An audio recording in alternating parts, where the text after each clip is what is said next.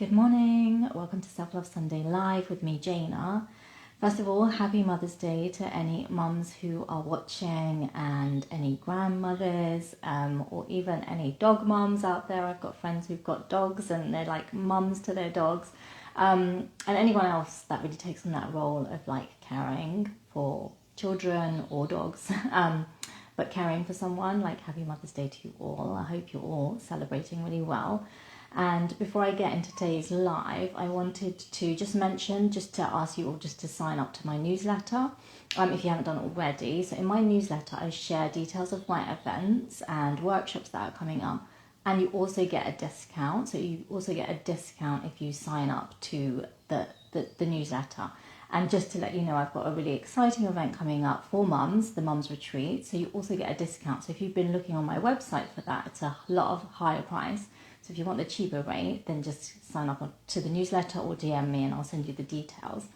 But in today's live, I wanted to talk about prioritizing yourself and how important this is, whether you are a mum or not a mum.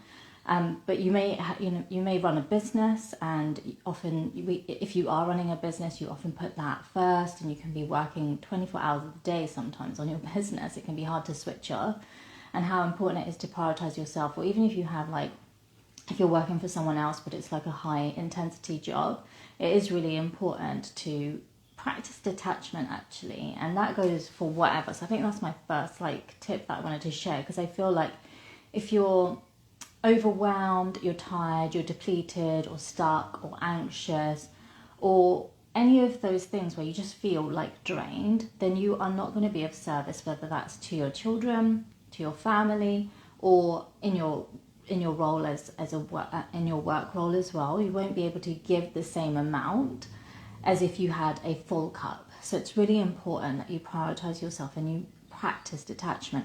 And detachment is one of the greatest spiritual practices that you can actually do for yourself. It's actually really, really hard to detach. And so I think if you are able to do this and you are able to detach and allow yourself to take your time for yourself, whether that's time to just be alone with yourself, to meditate, to do your yoga practice, to journal, to be in nature, and all those other self-care practices that I talk about. If you are able to cultivate space and time to do that for yourself, even though you have a really busy life, you have a family and all of those things, then I think that's a really good spiritual act actually for yourself and detaching yourself. And that can be really hard, especially I think as a mother myself, it's really hard. You feel like you need to be there for your kids all the time. And obviously most of you know that I am separated and divorced, and I feel like I was forced into this place of detachment where I really had to detach from my kids and let them go. And because they obviously have to have time with their dad. And so that act actually of detachment, I realized, was actually serving me so well, because it allowed me to step back and to actually self-care and up my self-care practices when I'm not with them. And I just feel like when I fill up my cup like that so much, I'm such a better mum when they come back and they return to me. I feel like I have really just taken care of myself. And I think it's one of the best things that I could do for them. Actually, one of the best things I can do for my kids is to make sure I'm taking care of myself. And I think this doesn't just serve them now, it really serves them later on in life as well. And if they have that ground and that foundation that you've built up for them and you've worked on yourself, and in terms of the self-care, I don't mean just going for a massage and that's it. I mean deep self-care. And when I mean deep self-care, I mean doing your spiritual practices, doing your yoga and meditation, but also confronting yourself and your emotions and your feelings that are rising up for you. And to also do the deeper work. So if it is going to see a counsellor or doing that kind of practice inner work, or if it's deep healing such as sound healing, which I've often talked about in these sessions, I feel like you really need to go quite deep within yourself to work on inner healing, generational trauma, any other trauma that you've carried from childhood and things like that. And that really does take a lot of detachment from the outside world to go within and to explore this inner world that you're living every day and that you're carrying with you every day, and to really free yourself up and heal and to move forward from a place a real deep change, because I feel like as well we can kind of carry on stuff from past generations, and if we don't really allow ourselves to change, then that is not gonna that is gonna affect our children. It's gonna affect our work and the world around us. So prioritizing yourself is really important. It's really important, and it is a space and time that you should really value, and really value that time to take out for yourself, because you're not just doing it for yourself. It's actually not really just for yourself. You're doing it for your family, your work, the people you serve in your work as well, and generations to come, right? It's really, really quite deep inner work. And so how do I prioritize myself? Like, I'll just kind of explain. Like, obviously I said that I do take time for myself, but I think one of the biggest things that I do is having a morning and evening practice. And I know that sounds really, really simple, but if you can really just get up straight away and do something for yourself, first of all, like, that's really important. And I know, obviously, as a mum, that can be really hard, and also as a business owner, that can be hard. Like, so firstly, I own a business, so I am, like, working as well, a working mum, and I think one of the major things is not to have your phone by your bed, right, and not to have it on, and then to also, when you wake up, do the first thing, do something for yourself. And that could just be a simple affirmation. Just wake up and say an affirmation to yourself. I'll sit up in my bed and I'll do a meditation in my bed, while, like, sometimes my little one will come into my room in the middle of the night or whatever and want to sleep with me. She'll be in the bed with me and I'll still do the meditation. Like, I'll still take that time for myself. And then she's around that energy, and then she's around me meditating and taking myself into a positive, grounded space to begin the day with. So I think that's really important. And then I think I really do invest in self-care practices. Like, I would, I really value, like, spending money on things where it's going to help my self-care. And that can be, like, loads of different things. So it could be going to a yoga class. It could be, buying organic food or healthy food for myself or my family. It could be spending money on a massage or things like that. And also, like, I spend money on healing. So it would be sound healing, doing sound healing sessions, or doing the counselling and speaking to a counsellor. Or I go to, like, a monthly mums group, which is really valuable and important for me. And I spend money on that. Like, that is really, really important. And it's not just money, it's also time. Like, really taking the time out to do that for yourself. And also, I think what's really important, and I say this from a mum angle, but again, this can come from a business angle too, is to really lean on your village. Because if you need to take time for yourself and prioritize yourself, you need the childcare and the support, right? So it's really important that you lean into the village that you have. And what is the village? So that can be, where you can get support and childcare. That could be just like your local nursery school and paying them, or paying for after school clubs or wraparound care.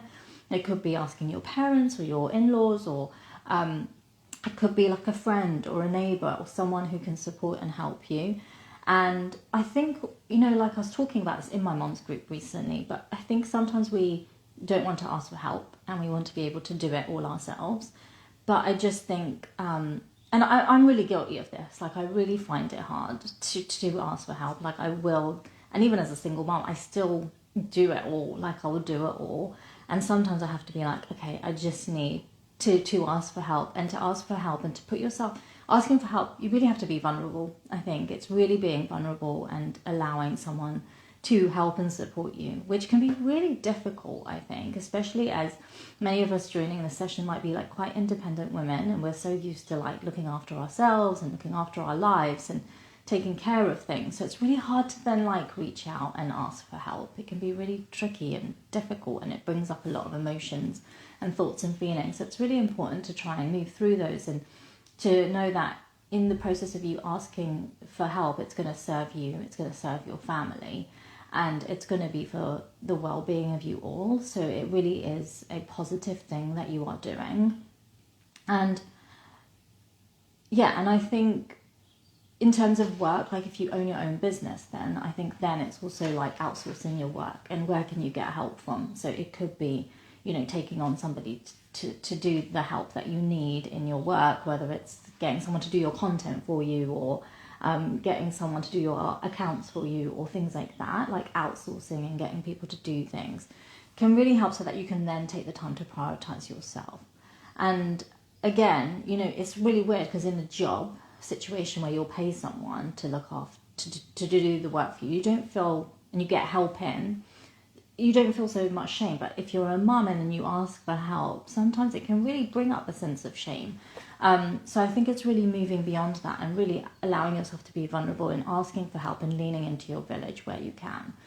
So those are a few things what I wanted to share and talk about in terms of making yourself a priority and prioritizing yourself. I feel like this is really important. And I have got my mum's retreat. So if any mums who are watching, I've got my mum's retreat coming up on the 17th of May. And in this retreat, I will be teaching yoga and taking you through a flow yoga practice and also a yin yoga session as well. And I'll also have my good friend Anna there. And Anna is a psychotherapist and she works specifically with mums. And she really allows us to step into a space of deep compassion for ourselves. And I feel like this is so important when you're being a mum, because you're just going through life and it can be really difficult. You can beat yourself up about everything. You can feel guilty about everything as well. And you really hold yourself responsible for, how your kids are, right? So I think it's really important that you open up your heart for yourself, really connect to that deep sense of self-love to then be able to serve you and your kids. So Anna will be joining me on the day and she'll be doing 2 support sessions for mums, and where she'll kind of talk through compassion, how we can be more compassionate to ourselves. And it's really practical ways as well that you can do it. And I think the whole day will really allow you that time and space to prioritize yourself, really, and to really open your mind up to self-love and the importance and the value of it, not just for yourself, but your family, your work, and the people around you and the world around you. More mums need this. I really believe more mums need this. So it would be great if you can join me. I would love to have you there.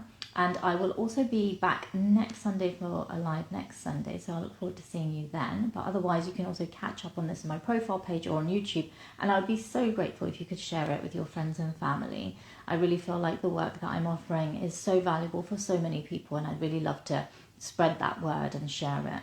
So thank you so much for joining. And I will see you all next Sunday. Take care. Bye.